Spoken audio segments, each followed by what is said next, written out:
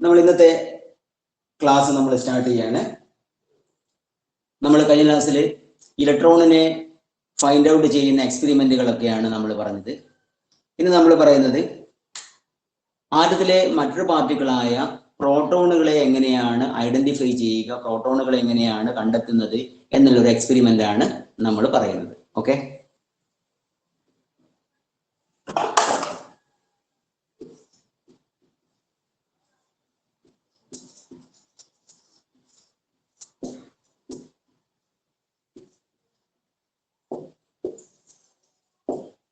Discovery of proton. Okay, പ്രോട്ടോണിനെ എങ്ങനെയാണ് എക്സ്പെരിമെന്റിലൂടെ ഫൈൻഡ് ഔട്ട് ചെയ്യുന്നത് എന്നുള്ള കാര്യങ്ങളാണ് നമുക്ക് പറയാനുള്ളത്.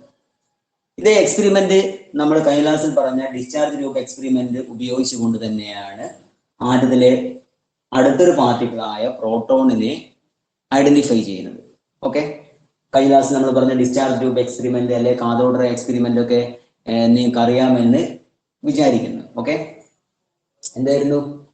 ലോങ് ഗ്ലാസ് ട്യൂബ്, ഓക്കെ അല്ലേ,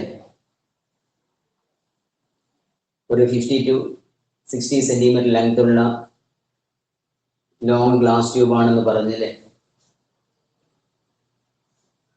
രണ്ട് എൻഡിലും ഇലക്ട്രോഡ് കണക്ട് ചെയ്ത് ബാറ്ററിയുമായിട്ട് കണക്ട്, ഹൈ വോൾട്ടേജ് ആണ് നമ്മൾ അപ്ലൈ ചെയ്യുന്നത് അല്ലേ. ശരി, ഒരു വാക്വം പമ്പ് ഉണ്ടായിരിക്കും. ഈ സൈഡിൽ എന്ത് ചെയ്യാം, ഒരു സിങ്ക് സൾഫൈഡ് പോലെയുള്ള ഒരു ഫ്ലോറസെന്റിന്റെ കോട്ടിങ്ങുകൾ ഉണ്ടായിരിക്കും അല്ലെ. സിങ്ക് സൾഫൈഡ് പോലെയുള്ള ഒരു ഫ്ലോറസെന്റ് കോട്ടിംഗ് ഒക്കെ ഉണ്ടായിരിക്കും. ഓക്കെ അല്ലെ, ഇത്രയൊക്കെയാണ് ഇങ്ങനെയാണ് നമ്മൾ ഡിസ്ചാർജ് ട്യൂബ് എക്സ്പെരിമെന്റ് നമ്മൾ പറഞ്ഞിരിക്കുന്നത്.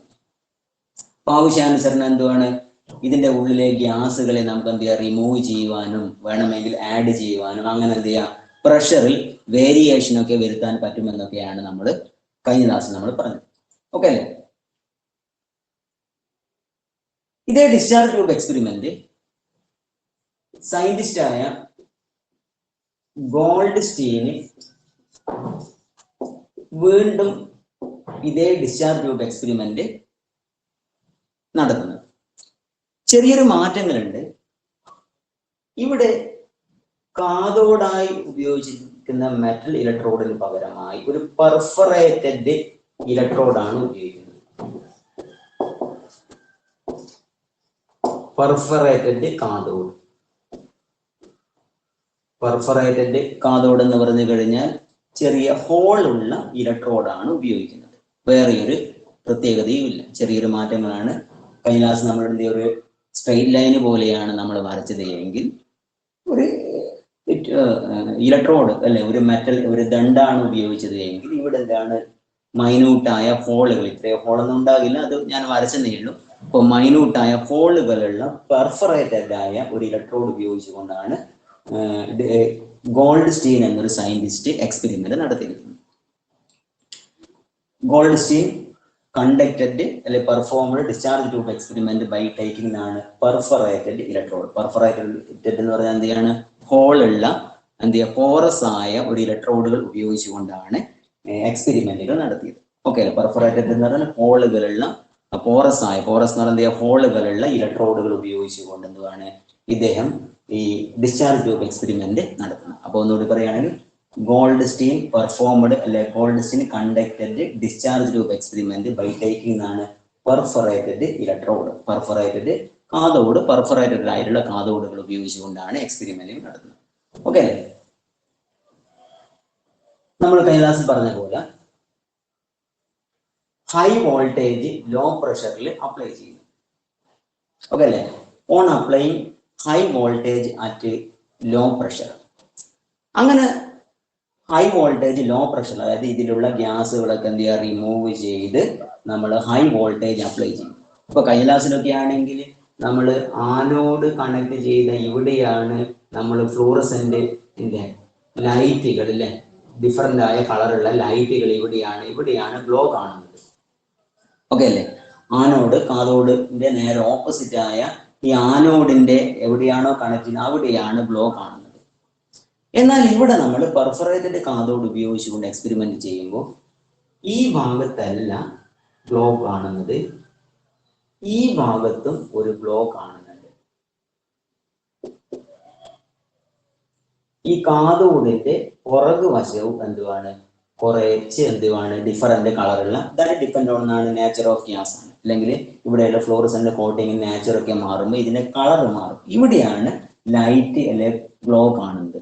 On applying high voltage at low pressure new type of ray coming through the hole of the cathode.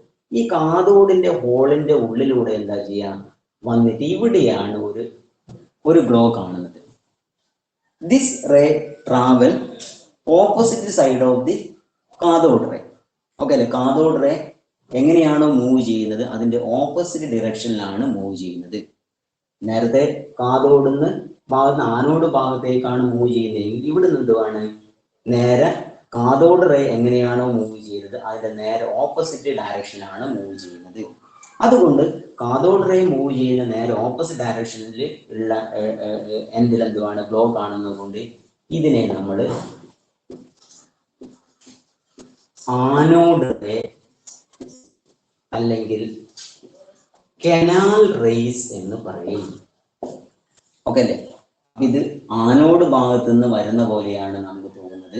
ഇപ്പോൾ കാതോഡ് റേ ലെഫ്റ്റ് നിന്ന് റൈറ്റിലേക്കാണ് മൂവ് ചെയ്യുന്നതെങ്കിൽ ഇന്ന് നമ്മൾ എക്സ്പെരിമെന്റ് ചെയ്ത് കഴിഞ്ഞാൽ റൈറ്റ് നിന്ന് ലെഫ്റ്റിലേക്ക് ഒരു റേ എന്തുവാണ് വന്ന് ഇവിടെ ഇടിക്കുന്ന പോലെയാണ് നമുക്ക് തോന്നുന്നത്. അപ്പോൾ കാതോഡ് റേ ലെഫ്റ്റ് നിന്ന് റൈറ്റിലേക്കാണ് മൂവ് ചെയ്യുന്നത്. നമ്മൾ വരച്ച പ്രകാരം ലെഫ്റ്റ് നമ്മൾ കഴിഞ്ഞ ക്ലാസ്സിൽ ലെഫ്റ്റ് നിന്ന് റൈറ്റിലേക്കാണ് ഈ ഭാഗത്താണ് ഗ്ലോ കാണുന്നത് എങ്കിൽ ഇന്ന് നമ്മൾ എക്സ്പെരിമെന്റ് ചെയ്ത് കഴിഞ്ഞാൽ ഈ ഭാഗത്താണ് ഗ്ലോ ചെയ്യുന്നത്. അപ്പം കാതോട് ആനോട് ഭാഗത്തേക്ക് പോകുന്ന പോലത്തെ ആ റേയിന് നമ്മൾ കാതോഡ് റേ എന്ന് കൊടുത്തുകൊണ്ട് സയന്റിസ്റ്റുമാര് നേരെ തിരിച്ചു വരുന്നതിനെ നമ്മൾ ആനോഡ് റേ അല്ലെങ്കിൽ കനാൽ റേസ് എന്നാണ് പറഞ്ഞിരിക്കുന്നത്. ഓക്കെ അല്ലേ, അപ്പോൾ എന്തുവാണ് Goldstein conducted discharge tube experiment by taking എന്നാണ് പെർഫറേറ്റഡ് ഇലക്ട്രോഡ്. ഓക്കെ അല്ലേ, on applying high voltage at low pressure a new type of ray coming through the hole of the cathode. This ray move opposite to the direction of movement of cathode ray, so this ray is called anode ray അല്ലെങ്കിൽ canal rays എന്ന് പറയും. അപ്പൊ ഇതെങ്ങനെയാണ് produce ചെയ്യുന്നത് എന്നൊക്കെ നമുക്ക് ഇത്തിരി കഴിഞ്ഞിട്ട് നമുക്ക് പറയാം. എങ്ങനെയാണ് കാതോഡ് റേ കാതോഡിൽ നിന്നാണോ അല്ലെ ആനോഡ് റേ ആനോഡിൽ നിന്നാണോ ഒക്കെ ഉണ്ടാകുന്നത് എന്നുള്ള കാര്യം നമുക്ക് ഇത്തിരി എന്തുവാണ് കഴിഞ്ഞ് നമുക്ക് കൃത്യമായിട്ട് പറയാം. ഓക്കെ, അപ്പോൾ പ്രോട്ടോണുകളെ അല്ലെങ്കിൽ ആനോഡ് റേ എക്സ്പെരിമെന്റ് എങ്ങനെയാണ് നമ്മൾ പറയുന്നത് ഒന്നുകൂടി പറയാം. ഗോൾഡ്സ്റ്റീൻ എന്നൊരു സയന്റിസ്റ്റ് ഡിസ്ചാർജ് ട്യൂബ് എക്സ്പെരിമെന്റ് നടത്തുന്നത് എങ്ങനെയാണ്, പെർഫറേറ്റഡ് ഇലക്ട്രോഡുകൾ ഉപയോഗിച്ചുകൊണ്ടാണ് ഈ എക്സ്പെരിമെന്റുകൾ ചെയ്യുന്നത്. ഇതിലുള്ള ഗ്യാസുകളെ നമ്മൾ റിമൂവ് ചെയ്ത് വാക്വം പമ്പ് ഉപയോഗിച്ച് റിമൂവ് ചെയ്ത് അപ്പോൾ പ്രഷർ എന്താ ചെയ്യാൻ കുറയും. അതൊക്കെ നമ്മൾ കഴിഞ്ഞ ക്ലാസ്സിൽ പറഞ്ഞാണ്. അപ്പോൾ പ്രഷർ കുറയുക. അപ്പോൾ ഹൈ വോൾട്ടേജ് 5000 10,000 വോൾട്ടേജ് ആണ് ഇവിടെ നമ്മൾ കൊടുക്കുന്നതൊക്കെ നമ്മൾ പറഞ്ഞതാണ്. അപ്പോൾ ഹൈ വോൾട്ടേജ് അപ്ലൈ ചെയ്യുമ്പോൾ ഈ കാതോഡിന്റെ എവിടെയാണോ അതിന്റെ ബിഹൈൻഡിൽ ഒരു ഗ്ലോ കാണുന്നത്. അപ്പോൾ ഇതിന് കാരണം എന്താ വെച്ചാൽ ഈ ഭാഗത്ത് നിന്ന് എങ്ങോട്ടേക്കായി വരുന്ന ഏതൊരു റേ ആയിരിക്കാം എന്ന രീതിയിലാണ് നിഗമനത്തിലാണ് സയന്റിസ്റ്റുമാർ പറയുന്നത്. അതുകൊണ്ട് എന്താണ് ഇതിനെ നമ്മൾ ആനോഡ് റേ അല്ലെങ്കിൽ കനാൽ റേസ് ഒക്കെ പറയും. ഓക്കെ, ശരി. അപ്പോൾ നമ്മൾ ഈ കഴിഞ്ഞ ക്ലാസ്സിൽ പറഞ്ഞ പോലെ പ്രോപ്പർട്ടീസ് ഓഫ് ആനോഡ് റേ അല്ലെങ്കിൽ പ്രോപ്പർട്ടീസ് ഓഫ് കനാൽ റേസ് ഇത് നമ്മൾ വളരെ ഇമ്പോർട്ടൻ്റ് ആണ്. എക്സ്പെരിമെന്റിലേക്കാണ് ഉപരി ഇതാണ് എക്സാമിന് ചോദ്യം. പ്രോപ്പർട്ടീസ് ഓഫ് കാതോഡ് റേ പറഞ്ഞതുപോലെ പ്രോപ്പർട്ടീസ് ഓഫ് എന്നാണ് ആനോഡ് റേ നമുക്ക് എക്സാമിന് ചോദിക്കുന്നത്. ഓക്കെ അല്ലേ, അപ്പം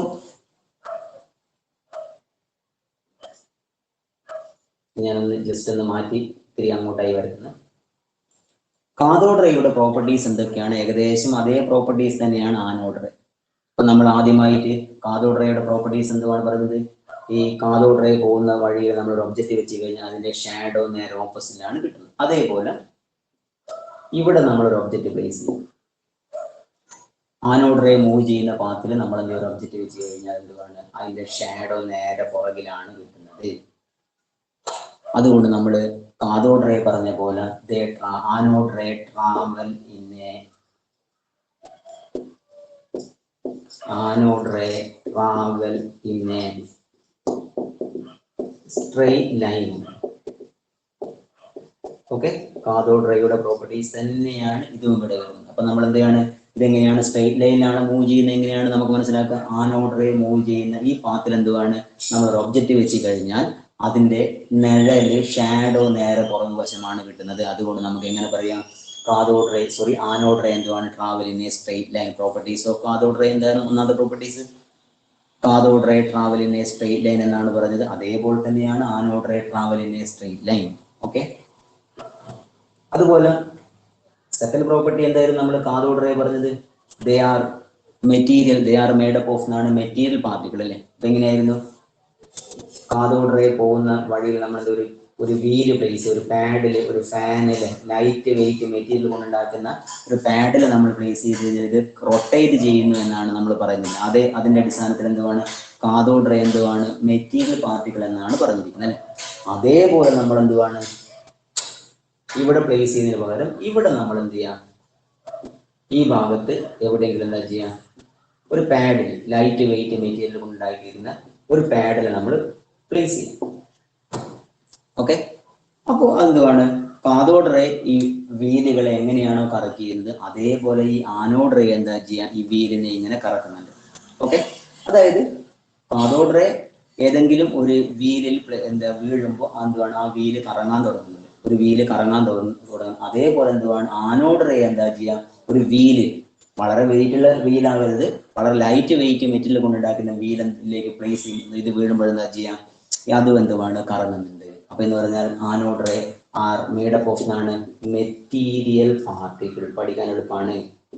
മെറ്റീരിയൽ പാർട്ടിക്കിൾ സെയിം പ്രോപ്പർട്ടീസ് തന്നെയാണ്. Cathode ray anode ray are made up of ആണ് മെറ്റീരിയൽ പാർട്ടിക്കിൾ. ഓക്കെ, ശരി. അതുപോലെ നമ്മൾ കാഥോഡ് റേ എന്നാണ് they are negatively charged particle എന്നാണ് നമ്മൾ പറഞ്ഞല്ലേ. അപ്പൊ നമ്മൾ ഈ ആനോഡ് റേ ഈ മൂവ് ചെയ്യുന്ന ഈ പാത്തിൽ ഇവിടെ നമ്മൾ എന്ത് ചെയ്യുക 2 ഇലക്ട്രോഡുകൾ നമ്മൾ പ്ലേസ് ചെയ്ത് ബാറ്ററിയുമായി നമ്മൾ കണക്ട് ചെയ്യും. ഓക്കെ അല്ലേ.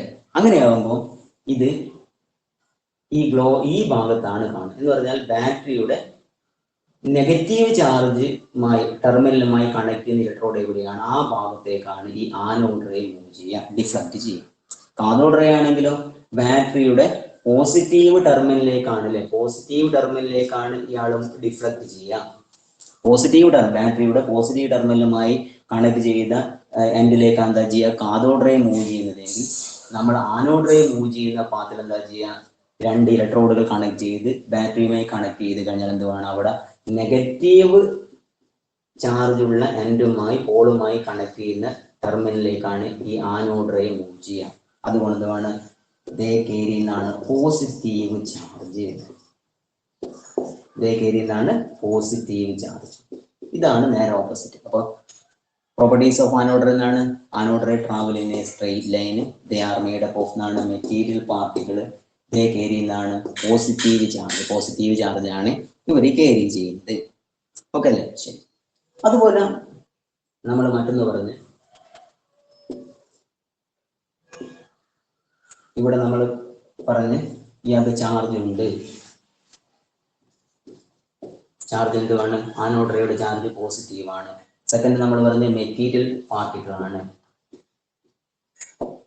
അപ്പോൾ മാസ് ഉണ്ട്. അപ്പൊ നമ്മൾ ഇതിനെ ചാർജ് ബൈ മാസ് റേഷ്യോ അല്ലെങ്കിൽ E/M റേഷ്യോ എന്ന് നമ്മൾ പറഞ്ഞു. അപ്പൊ ചാർജ് ടു മാസ് റേഷ്യോ അല്ലെങ്കിൽ E/M റേഷ്യോ നമ്മൾ കാഥോഡ് റേയിൽ എന്താ പറഞ്ഞത് ഇതിൽ ഹൈഡ്രജൻ ഗ്യാസ് ഫില്ല് ചെയ്ത് കഴിഞ്ഞാലും ഓക്സിജൻ ഗ്യാസ് ഫില്ല് ചെയ്ത് കഴിഞ്ഞാലും നൈട്രജൻ ഗ്യാസ് ഫില്ല് ചെയ്ത് കഴിഞ്ഞാലും charge by mass ratio same എന്നാണ് നമ്മൾ കാഥോഡ് റേ നമ്മൾ പറഞ്ഞിരിക്കുന്നത്. എന്നാൽ ഇവിടെ നേരെ ഡിഫറൻ്റ് ആണ്. ഇവിടെ ഹൈഡ്രജൻ ഗ്യാസ് നമ്മൾ ഫില്ല് ചെയ്ത് കഴിഞ്ഞാൽ കിട്ടുന്ന ചാർജ് ബൈ മാസ് റേഷ്യോ എല്ലാം ഓക്സിജൻ ഗ്യാസ് ഫില്ല് ചെയ്താൽ കിട്ടുക, അതല്ല നൈട്രജൻ ഗ്യാസ് ഫില്ല് ചെയ്താൽ. ഓരോ ഗ്യാസ് മാറും തോറും ഇതിന്റെ ചാർജ് ബൈ മാസ് റേഷ്യോ എന്തുവാണ് വ്യത്യാസം ആയിരിക്കും. E/M റേഷ്യോ ഡിപ്പെൻഡ് ഓൺ ആണ് നേച്ചർ ഓഫ് ഗ്യാസ് എന്നാണ് ഇവിടെ നമ്മൾ പ്രോപ്പർട്ടീസിൽ നമ്മൾ പറയുന്നത്. അവിടെയാണെങ്കിലോ അല്ലെ charge by mass cathode ray ആണെങ്കിലോ charge by mass ratio independent of nature of gas ആണെങ്കിൽ ഇവിടെ എന്തുവാണ് ഡിപ്പെൻഡ് ഓൺ എന്നാണ്. Charge to mass ratio depend on എന്നാണ് നേച്ചർ ഓഫ് ഗ്യാസ് ആണ്. അപ്പൊ നമ്മൾ കാഥോഡ് റേയിൽ നമ്മൾ പറഞ്ഞ് എന്തുവാണ് ഹൈഡ്രജൻ ഗ്യാസ് ഫില്ല് ചെയ്ത് കഴിഞ്ഞാലും ഓക്സിജൻ ഗ്യാസ് ഫില്ല് ചെയ്ത് കഴിഞ്ഞാലും നൈട്രജൻ ഗ്യാസ് ഫില്ല് ചെയ്ത് കഴിഞ്ഞാലും കിട്ടുന്ന charge by mass ratio same എന്നാണ് നമ്മൾ പറഞ്ഞത്. അപ്പൊ ഇവിടെയാണെങ്കിലോ ഹൈഡ്രജൻ ഗ്യാസ് ഫില്ല് ചെയ്ത് കഴിഞ്ഞാൽ ഒരു E/M റേഷ്യോ ആണെങ്കിൽ ഓക്സിജൻ ഗ്യാസ് ആണ് മറ്റൊരു E/M റേഷ്യോ ആണ്, നൈട്രജൻ ആണ് മറ്റൊരു E/M റേഷ്യോ ആണ്. അപ്പൊ E/M റേഷ്യോ ഡിപ്പെൻഡ് ഓൺ ആണ് നാച്ചർ ഓഫ് ഗ്യാസ് ആണ്. ഇത് വളരെ ഇമ്പോർട്ടന്റ് ആണ്. അപ്പൊ എന്തുകൊണ്ടാണ് ഇത് ഡിപ്പെൻഡ് ചെയ്യുന്നത്, എന്തുകൊണ്ടാണ് അവിടെ ഇൻഡിപെൻഡന്റ് ആയിരിക്കുന്നത് കാര്യം നമുക്ക് ഇത്തിരി കഴിഞ്ഞിട്ട് നമുക്ക് പറയും. ഓക്കെ, അപ്പൊ എന്തുവാണ് E/M റേഷ്യോ ഡിപ്പെൻഡ് ഓൺ എന്നാണ് nature of gas. Okay അല്ലേ? E/M ratio depend on ആണ് nature of gas. അപ്പോൾ properties of anode ray എന്താണ്?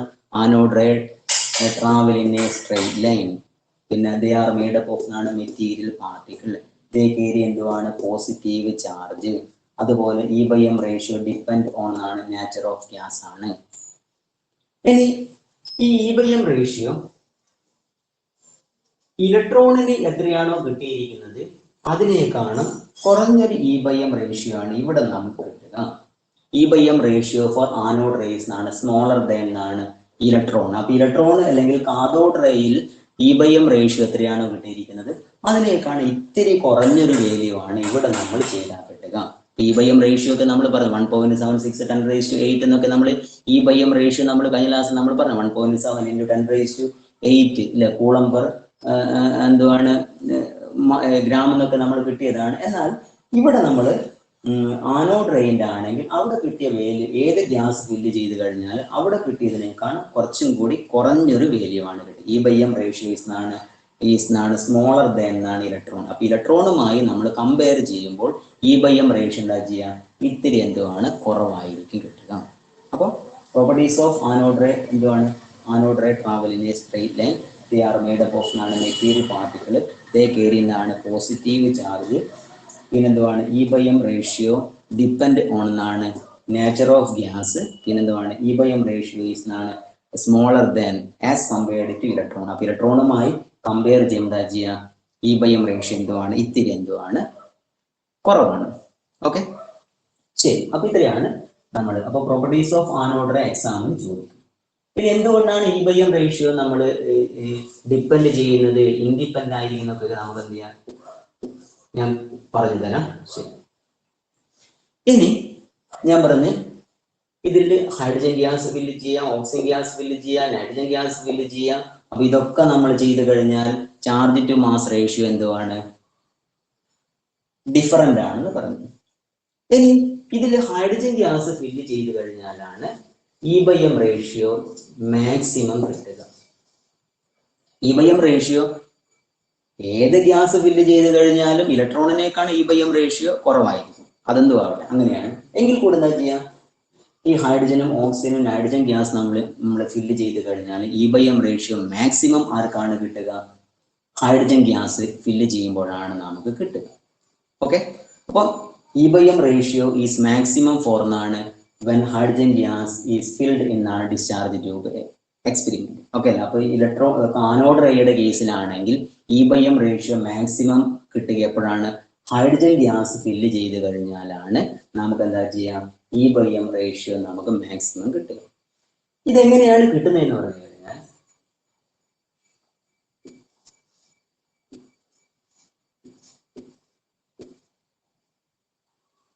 ഞാൻ ഇതിലേക്ക് ഹൈഡ്രജൻ ഗ്യാസ് ഫില്ല് ചെയ്യും. അപ്പൊ ഹൈഡ്രജൻ ഗ്യാസ് ഫില്ല് ചെയ്ത് കഴിഞ്ഞാൽ ഹൈ വോൾട്ടേജ് നമ്മൾ അപ്ലൈ ചെയ്യുമ്പോൾ ഇത് ഹൈഡ്രജൻ ഗ്യാസ് അയണൈസ് ചെയ്യുന്ന കാര്യം മനസ്സിലാവുന്നില്ലെങ്കിൽ ഹൈഡ്രജൻ ആറ്റം വിഘടിച്ച് H+ ഇലക്ട്രോണുകളായി മാറും. അപ്പൊ ഞാനിവിടെ ഹൈഡ്രജൻ ഗ്യാസ് ആണ് ഫില്ല് ചെയ്യുന്നത് എങ്കിൽ ഈ ഹൈഡ്രജൻ ആറ്റം വിഘടിച്ചിട്ട് എന്തായി മാറും H+ ഇലക്ട്രോണുകളായി മാറും. ഓക്കെ,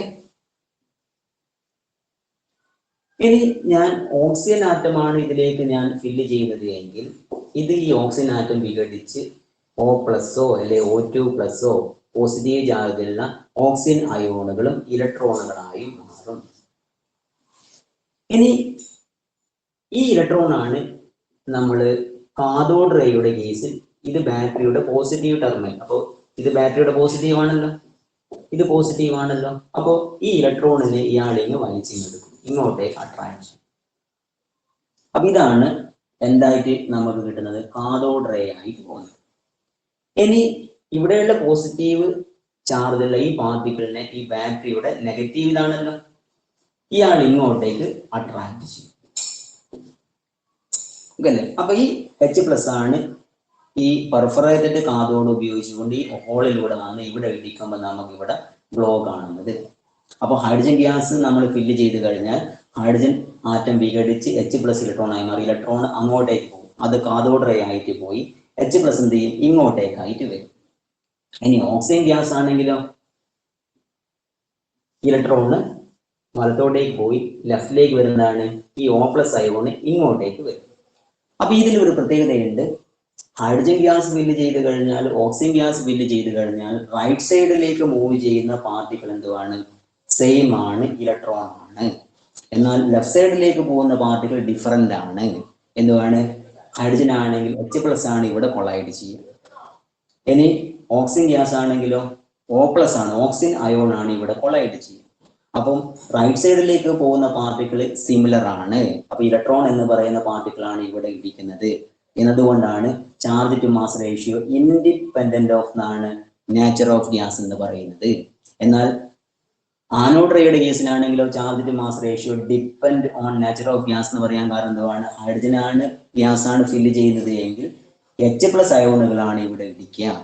ഇനി ഓക്സിജൻ ഗ്യാസ് ആണ് ഫില്ല് ചെയ്യുന്നതെങ്കിലോ ഓക്സിജൻ അയോൺ ആണ് ഇവിടെ ഇടിക്കുക. ഇനി നൈട്രജൻ ഗ്യാസ് ആണ് ഫില്ല് ചെയ്യുന്നതെങ്കിലോ നൈട്രജൻ അയോൺ ആണ് ഇവിടെ ഇടിക്കുക. എന്നാൽ റൈറ്റ് സൈഡിലേക്ക് കൊളൈഡ് ചെയ്യുന്ന പാർട്ടികൾ എന്തുവാണ്, സിമിലർ ആണ്.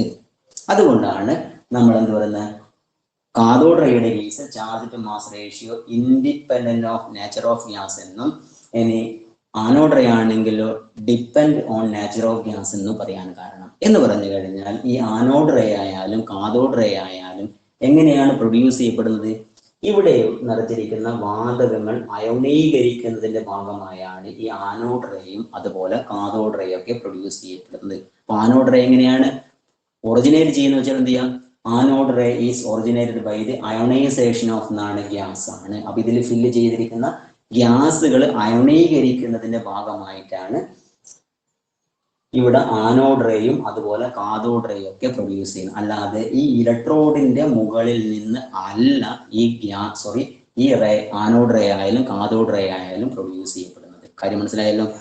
അപ്പൊ നമ്മൾ പറയാം പ്രോപ്പർട്ടീസ് ഓഫ് ആനോഡ് റേ എന്നാണ്, they travel in the straight line. അത് ക്ലിയർ ആയി എന്ന് വിചാരിക്കുന്നു. They are made up of material particle, okay ആണല്ലോ. ദേ കെയറി എന്നാണ് പോസിറ്റീവ് ചാർജ് ആണ്. Okay, charge to mass ratio depend on nature of gas. അതിന്റെ പറയാനുള്ള കാരണം എന്താ വെച്ചാൽ ഹൈഡ്രജൻ ആണ് ഫില്ല് ചെയ്യുന്നത് H+ ആണ് ഇവിടെ കൊളൈഡ്, ഓക്സിജൻ ആണെങ്കിൽ ഓക്സിജൻ അയോൺ ആണ്, നൈട്രജൻ ആണെങ്കിലും നൈട്രജൻ അയോൺ ആണ് ഇവിടെ കൊളൈഡ്. അതുകൊണ്ടാണ് charge to mass ratio depend on എന്നാണ് നേച്ചർ ഓഫ് ഗ്യാസ് എന്നാണ് പറയുന്നത്. ഓക്കെ, ഇനി ഇവിടെ നമ്മൾ ഹൈഡ്രജൻ ഗ്യാസ് നമ്മൾ ഫില്ല് ചെയ്ത് കഴിഞ്ഞാൽ E/M റേഷ്യോ എന്താ ചെയ്യാം, പിന്നെ E/M റേഷ്യോ എന്തുവാണ്, ഏത് ഫില്ല് ചെയ്ത് കഴിഞ്ഞാലും പിന്നെ ഇലക്ട്രോണിനേക്കാണ് ഇത്തിരി കുറവായിരിക്കും. എങ്കിൽ കൂടി ഹൈഡ്രജൻ ഗ്യാസ് ഫില്ല് ചെയ്താൽ എന്ത് ചെയ്യാം, മാക്സിമം വാല്യൂ കിട്ടും. അപ്പൊ hydrogen E/M ratio is maximum for എന്നാണ്, ഹൈഡ്രജൻ ഗ്യാസ് ആണ്. അതുകൊണ്ട് തന്നെ E/M ratio is maximum when hydrogen gas is filled inside the discharge tube. Okay അല്ലേ? അപ്പൊ എന്തുകൊണ്ടാണ് ഈ ഹൈഡ്രജൻ ഗ്യാസ് ഫില്ല് ചെയ്ത് കഴിഞ്ഞാൽ ഇത് വിഘടിച്ച് H+ ഇലക്ട്രോൺ ആയി മാറും. അതുകൊണ്ട് ഈ H+നെയാണ് നമ്മൾ എന്തായിട്ട് പറയുന്നത്, പ്രോട്ടോൺ ആയിട്ട് പരിഗണിക്കുക.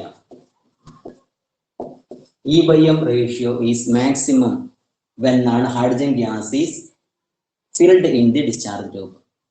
ഓക്കെ അല്ലേ? സോ എന്താണ്, proton is considered as proton is obtained by the ionization of the hydrogen gas. അപ്പോൾ നമ്മൾ പ്രോട്ടോണിനെ നമ്മൾ ഈ H+ ആയിട്ടാണ് നമ്മൾ പരിഗണിക്കുന്നത്.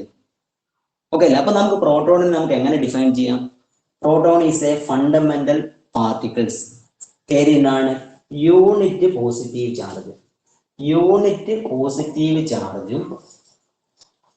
ചാർജും അതുപോലെ ഇവിടെ പ്രോട്ടോൺ എന്ന് പറഞ്ഞാൽ H+ ആണ് അല്ലേ, H+ ആണ്. H+ എന്ന് പറഞ്ഞാൽ ഹൈഡ്രജൻ ആറ്റത്തിൽ നിന്നും ഒരു ഇലക്ട്രോണിനെ ഒഴിവാക്കിയാൽ കിട്ടുന്ന പാർട്ടിക്കിൾ ആണ് H+.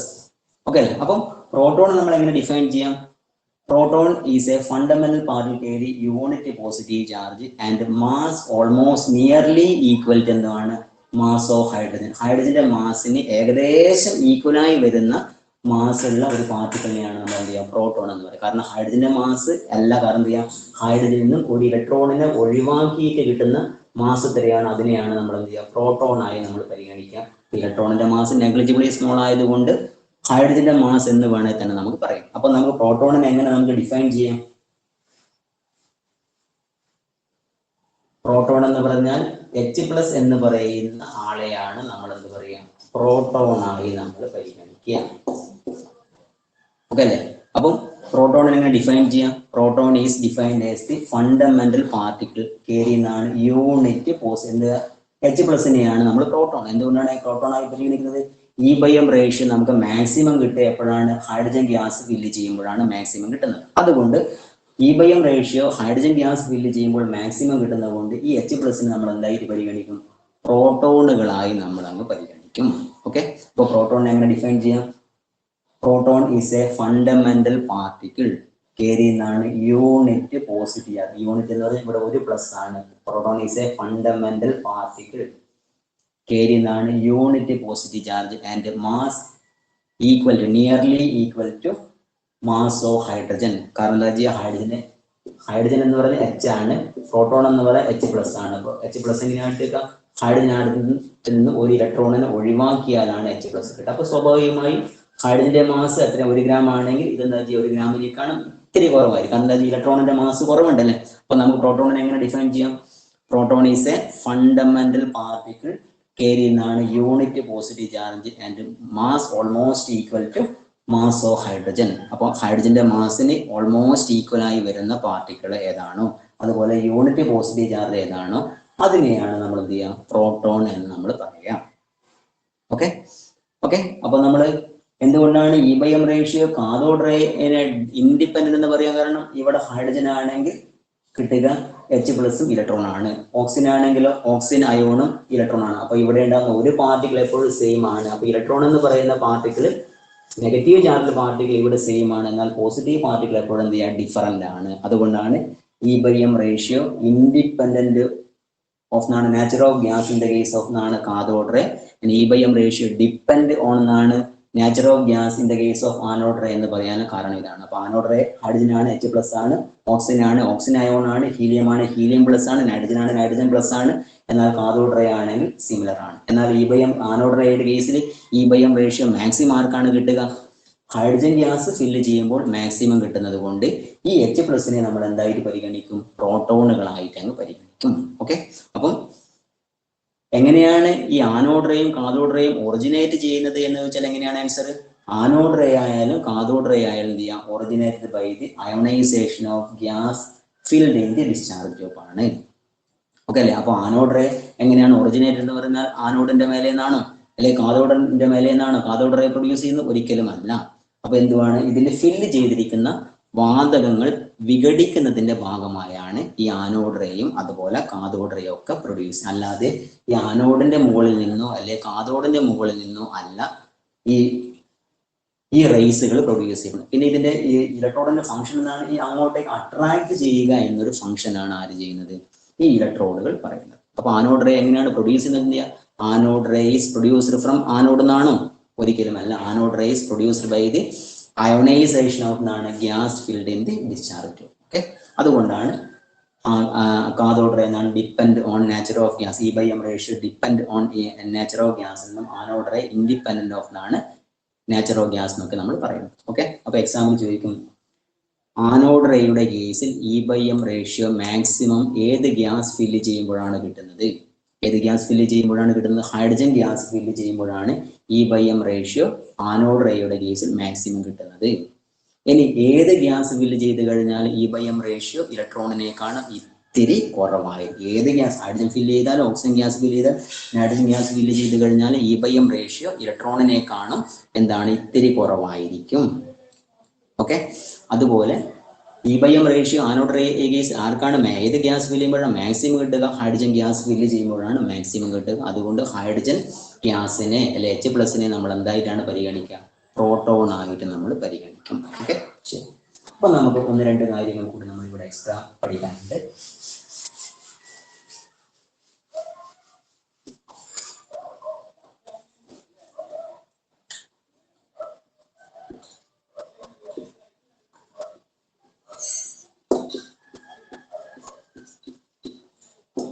ചാർജ് ഓഫ് പ്രോട്ടോൺ, ഇതിനെയാണ് നമ്മൾ പ്രോട്ടോൺ ആയി നമ്മൾ പരിഗണിച്ചത്. അപ്പൊ ഇവിടെ ചാർജ് പോസിറ്റീവ് ആണ്. അപ്പൊ ചാർജിൽ ഒരു മാഗ്നിറ്റ്യൂഡ് ഉണ്ടായിരിക്കുന്നു പറഞ്ഞു. അപ്പൊ അത് നമ്മൾ പറഞ്ഞ 1.6 × 10⁻⁻19 കൂളോം. ഓക്കെ അല്ലേ? അപ്പൊ ചാർജ് ഓഫ് പ്രോട്ടോൺ എത്രയാണ്? 1.6 × 10⁻⁻19 കൂൾ. ഇലക്ട്രോണിന്റെ ചാർജ് എത്രയാണ്? അതേ മാഗ്നിറ്റ്യൂഡ് ആണ്, പക്ഷെ ഓപ്പോസിറ്റ് ആണ്. ഓക്കെ അല്ലേ? ശരി. ഇനി മാസ് ഓഫ് പ്രോട്ടോൺ ഇത് ബൈ ഹാർട്ട് ആയിരിക്കണം. 1.6726 × 10⁻⁻27 കിലോഗ്രാം. ഇതൊന്ന് ബൈ ഹാർട്ട്, ഒന്ന് ബൈ ഹാർട്ട് പിടിച്ചതിന് 1.6726 × 10⁻⁻27 കിലോഗ്രാം ആണ്. ഇപ്പൊ കിലോഗ്രാം നമ്മൾ മാറ്റി ഗ്രാമിലേക്ക് മാറ്റുമ്പോൾ 1.6726 × 10⁻⁻24 ഗ്രാം. ഇത് ബൈ ഹാർട്ട് ആയിരുന്നു. ചാർജ് ഓഫ് പ്രോട്ടോൺ എത്രയാണ്? ചാർജ് പോസിറ്റീവ് ആണ് എങ്കിൽ കൂടി അതിനൊരു മാഗ്നിറ്റ്യൂഡ് ഉണ്ട്. എത്രയാണ്? 1.6 × 10⁻⁻19 കൂളോം ആണ്. മാസ് എത്രയാണ്? 1.6726 × 10⁻⁻27 കിലോഗ്രാം, അല്ലെങ്കിൽ 1.6726 10⁻⁻24 ഗ്രാം. അപ്പോൾ ഈ ലാസ്റ്റ് രണ്ട് ഡിജിറ്റ് നമുക്ക് ഒഴിവാക്കിയാലും കുഴപ്പമില്ല, 1.67 എന്ന് നമ്മൾ നിർബന്ധമായി പഠിക്കണം. അപ്പൊ ഇനി നിങ്ങൾക്ക് എന്ത് വേണം? ചാർജ് ബൈ മാസ് എത്രയാണെന്നുള്ള കാര്യം നിങ്ങൾക്ക് കാൽക്കുലേറ്റ് ചെയ്യാലോ. ഈ ബൈ എം എങ്ങനെയാണ്? ചാർജ് ഇതാണ് 1.67 10⁻⁻19 ഡിവൈഡ് ബൈ 1.6726 10⁻⁻24 നിങ്ങൾ ചെയ്ത് കഴിഞ്ഞാൽ നമുക്കൊരു നമ്പർ കിട്ടും. ആ നമ്പർ എത്രയാണോ അതാണ് ഇത് E/m റേഷ്യോ ഫോർ പ്രോട്ടോൺ കിട്ടും. ഓക്കെ. അപ്പൊ നമ്മൾ രണ്ട് പാർട്ടിക്കിളുകളെ നമ്മൾ ഇതുവരെ എന്തുവാണ് എക്സ്പെരിമെന്റിലൂടെ നമ്മൾ ഫൈൻഡ് ഔട്ട് ചെയ്തു. ഓക്കെ. അപ്പൊ ഇലക്ട്രോണിനെ നമ്മൾ ഫൈൻഡ് ഔട്ട് ചെയ്ത്, അതുപോലെ പ്രോട്ടോണിനെ നമ്മൾ എന്തുവാണ് ഫൈൻഡ് ഔട്ട് ചെയ്ത്. അപ്പോൾ ആദ്യത്തിലെ രണ്ട് പാർട്ടിക്കിളുകൾ നമുക്ക് എന്തുവാണ് കണ്ടെത്തും. ഓക്കെ ആണല്ലോ? അപ്പൊ ഈ നമ്പറുകൾ നമ്മൾ പഠിക്കണം. ചാർജ് ഓഫ് ഇലക്ട്രോൺ എത്രയാണ്? ഇതേ നമ്പർ, ഇതേ മാഗ്നിറ്റ്യൂഡ് ആണ്, 1.6 × 10⁻⁻19 കൂളോം ആണ്. ഇപ്പൊ ചാർജ് ഏതാണ്? നെഗറ്റീവ് ആണ്. അതേ പ്രോട്ടോണിന്റെ ചാർജ് പോസിറ്റീവ് ആണ്, പക്ഷെ എന്തുവാണ്? മാഗ്നിറ്റ്യൂഡ് സെയിം ആണ്. ഇനി ഇലക്ട്രോണിന്റെ മാസ് എത്രയായിരുന്നു? 9.1 × 10⁻⁻31 കിലോഗ്രാം. 9.1 × 10⁻⁻31 കിലോഗ്രാം ആണ്. ഇന്ന് പ്രോട്ടോണിന്റെ മാസം 1.6726 × 10⁻⁻24 ഗ്രാം, അല്ലെങ്കിൽ -27 കിലോഗ്രാം. ഇനി ചാർജ് ബൈ മാസ് റേഷ്യോ നിങ്ങൾ ഒന്ന് സോൾവ് ചെയ്യുക. എങ്ങനെ? ഇത് രണ്ടും ഡിവൈഡ് ചെയ്ത് കഴിഞ്ഞാൽ എന്തുവാണ് നമുക്ക് E/m റേഷ്യോ ഫോർ പ്രോട്ടോണുകൾ. ആ നമ്പർ നിങ്ങൾ ഇലക്ട്രോണുമായി കമ്പയർ ചെയ്യുമ്പോൾ എന്തുവാണ് ഇത്തിരി കുറവായത് നമുക്ക് കാണാം. ഓക്കെ അല്ലേ? നിങ്ങൾ അത് സോൾവ് ചെയ്ത് നോക്കിയാൽ നിങ്ങൾക്ക് എന്ത് ചെയ്യാം? ഡിഫറൻ്റ് ആണെന്നുള്ള കാര്യങ്ങൾ കൃത്യമായിട്ട് മനസ്സിലാക്കും. ക്ലിയർ ആണല്ലോ? ഓക്കെ, ശരി. അപ്പൊ നമ്മൾ ആദ്യത്തിലെ രണ്ട് പാർട്ടിക്കിളുകൾ നമ്മൾ കണ്ടെത്തി. ഓക്കെ അല്ലേ? ശരി. അപ്പൊ നമ്മൾ സ്റ്റാർട്ടിങ്ങിൽ പറഞ്ഞ് ആദ്യത്തിൽ ഇലക്ട്രോണ്, പ്രോട്ടോണ്, ന്യൂട്രോണ് ഇങ്ങനെയുള്ള കാര്യങ്ങളൊക്കെ എന്തുവാണ് ഉണ്ടെന്ന് നമ്മൾ പറഞ്ഞു. ശരി. അടുത്ത നമ്മൾ എക്സ്പെരിമെന്റ് ആണ്.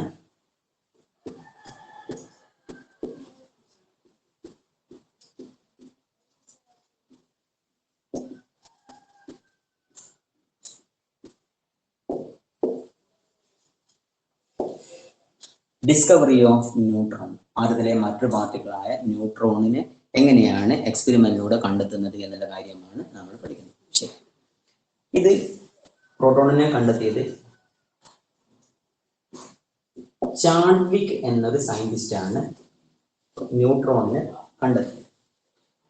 ഓക്കെ അല്ലേ? ചാഡ്വിക് എന്ന സയന്റിസ്റ്റ് ആണ് ന്യൂട്രോണിനെ കണ്ടെത്തിയത്. ഇതെങ്ങനെയാണെന്ന് പറഞ്ഞു കഴിഞ്ഞാൽ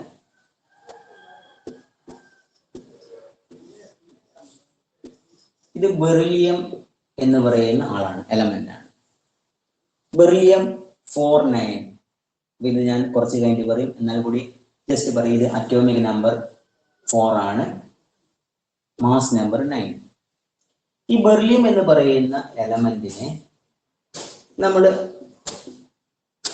ഹീലിയം എന്ന പാർട്ടിക്കിളിനെ കൊണ്ട് ഇടിക്കുക. നിങ്ങൾ വിചാരിക്കുക ഇത് ബെർലിയം എന്ന് പറയുന്ന ഒരു മെറ്റലാണ്. ഇതിനെ ഫാസ്റ്റ് മൂവിങ് ആയ ഹീലിയത്തെ നമ്മൾ ആൽഫ പാർട്ടിക്കിൾ എന്നാണ് പറയുന്നത്. ഇതിനെ നമ്മൾ ഹീലിയം 24 എന്ന് പറയുന്ന പാർട്ടിക്കിളിനെ നമ്മൾ ആൽഫ പാർട്ടിക്കിൾ എന്നാണ് പറയുന്നത്. എന്തുവാണ് ആൽഫ പാർട്ടിക്കിൾ? അപ്പൊ ഇങ്ങനെ ബെർലിയം എന്ന് പറയുന്ന മെറ്റലിനെ വളരെ ഫാസ്റ്റ് ആയിട്ട് മൂവ് ചെയ്യുന്ന ആൽഫ പാർട്ടിക്കിൾ കൊണ്ട് ഇടിക്കും. അപ്പൊ സ്വാഭാവികമായി ഇയാളങ്ങ് മുറിഞ്ഞു പോകും, ഡീകമ്പോസ് ചെയ്യും, വിഘടിച്ചിട്ട് കാർബണും ആയി മാറും. ഇയാളങ്ങ് മുറിഞ്ഞു പോയാൽ എന്ത് ചെയ്യാം? ഇതിപ്പോ വിചാരിക്കാം ഇത് ബെർലിയം എന്ന് പറയുന്ന മെറ്റലാണ്. ഇയാൾ എന്തുവാണ് ഫാസ്റ്റ് ആയിട്ട് മൂവ് ചെയ്യുന്ന ആൽഫ പാർട്ടിക്കിളിനെ കൊണ്ടങ്ങ് പിടിക്കുന്നത്. അപ്പൊ ഇയാൾ ഇങ്ങനെ അങ്ങ് രണ്ട് കഷ്ണമായിട്ട് മാറിപ്പോകും. അപ്പൊ ഈ പീസ് എന്ന് പറഞ്ഞാൽ കാർബൺ ആണ്. കാർബൺ 612 ആണ്.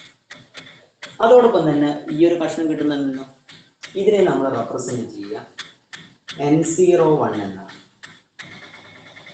ഓക്കെ, ഈ പീസിനെ നമ്മൾ എന്ത് ചെയ്യുക? N01. ഈ പീസിനെയാണ് നമ്മൾ എന്ത് പറയുക?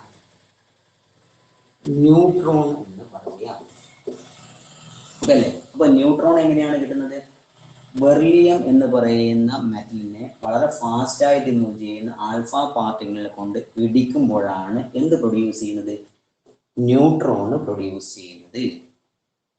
ഇപ്പോൾ ന്യൂട്രോൺ ഈസ് ഡിസ്കവേർഡ് ബൈ എന്നാണ് Chadwick. Neutron is produced by എന്നാണ് വെൻ ബെർലിയം മെറ്റൽ ഈസ് എന്നാണ് ബോംബാർഡഡ് വിത്ത് എന്നാണ് fast moving alpha particle. Okay അല്ലേ? അപ്പോൾ ബെർലിയം എന്ന് പറയുന്ന മെറ്റലിനെ ആൽഫ പാർട്ടിക്കിളിനെ കൊണ്ട് കൊളൈഡ് ചെയ്യുമ്പോൾ, ഇടിപ്പിക്കുമ്പോഴാണ് എന്ത് കിട്ടുന്നത്? ന്യൂട്രോൺ എന്ന് പറയുന്ന പാർട്ടിക്കിളിനെ കിട്ടുന്നത്. അപ്പൊ നമ്മുടെ ഇക്വേഷനുകൾ അത്യാവശ്യമൊന്നുമില്ല, ഇതിന്റെ സിമ്പലുകളൊക്കെ നമ്മൾ അങ്ങോട്ടാണ് പറയുക. അപ്പൊ അതുകൊണ്ടാണ് ഞാൻ അതിനെ അത്ര ഇമ്പോർട്ടൻ്റ് ആയിട്ട് പറയുന്നത്. അപ്പൊ ന്യൂട്രോണിനെ എങ്ങനെയാണ് പ്രൊഡ്യൂസ് ചെയ്യുന്നത്? ജസ്റ്റ് സെന്റൻസുകൾ മാത്രമേ നമുക്ക് വേണ്ടൂ. എന്തുവാണ്? ഇതൊരു എന്താണ് ബെർലിയം എന്ന് പറയുന്ന മെറ്റലാണെന്ന് വിചാരിക്കുക. അപ്പൊ ഇതിനെന്ത് ചെയ്യുക? ഫാസ്റ്റ് ആയിട്ട് മൂവ് ചെയ്യുന്ന ആൽഫ പാർട്ടിക്കിളിനെ കൊണ്ട് ഇടിപ്പിക്കുമ്പോൾ ഇത് രണ്ട് കഷ്ണമായിട്ട് അങ്ങ് മുറിഞ്ഞു പോകുന്നത്. അപ്പൊ ഇതിലൊരു കഷ്ണം ഏതാണ്? കാർബൺ ആണ്. മറ്റൊരു കഷ്ണം എന്തുവാണ്? നമ്മൾ ന്യൂട്രോൺ എന്ന് പറയും. അപ്പൊ ന്യൂട്രോൺ എന്തുവാണ്? ന്യൂട്രോണിനെ ഫൈൻഡ് ഔട്ട് ചെയ്യുന്ന ആരാണ്? ചാഡ്വിക് എന്ന് പറയുന്ന സയന്റിസ്റ്റ് ആണ്